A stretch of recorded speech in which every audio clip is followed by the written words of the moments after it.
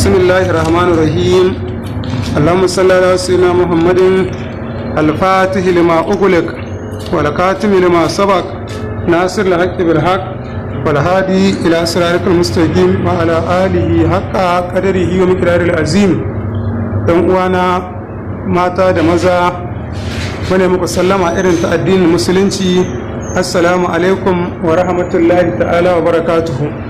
Hawa yau dai wannan makaranta tamu mai suna Taskas Asararai TV Kano muna ci gaba da kawo muku wasu fa'idodi na sirruka masu girma.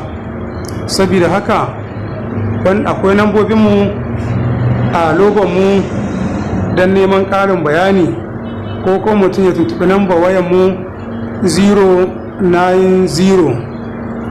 63 76 63 47. wannan sirri da za mu ɗora muku za ku ga sunan Allah a cikinsa, sunayen Allah masu girma a cikinsa. Saboda haka sirri ne da ake yinsa don samun ɗaukaka a gurin aiki ko a kasuwa ko a cikin dukkan mu'amalat na al'umma ko ɓangaren siyasa. Ana rubuta wannan sirri da wasu ayoyi a jikin wannan. Za ku ga hatimin, za mu gaya muku ayoyin da ake rubutawa. Ana rubuta ayar ne tare da hatimi da sakandami a rika sha. Kafa uku ake rubutawa, ana wankewa, ana samun tsamiya kwallo uku a zuba a ruwan rubutun a sha. Tsamiyar kaɗan ake sakawa, kar a sa da yawa, kaɗan kwallo uku. Idan ayar ita ce wacce ake rubutawa da hatimin, ana rubuta warafa ana laka zikirak warafa anahu makanan aliya kun fayakun. warafa ana laka zikirak warafa anahu makanan aliya kun fayakun. Sai hatimi da sakandamai a jikinsa.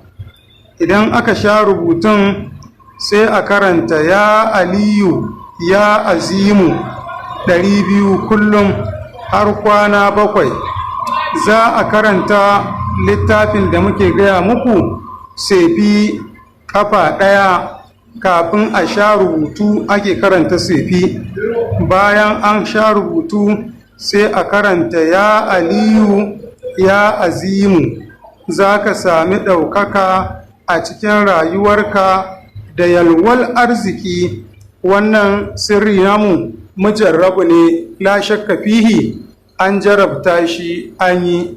Ita wannan littafi ya sefi mutum zai iya zuwa kaso kurmi ya ce a bashi hizbul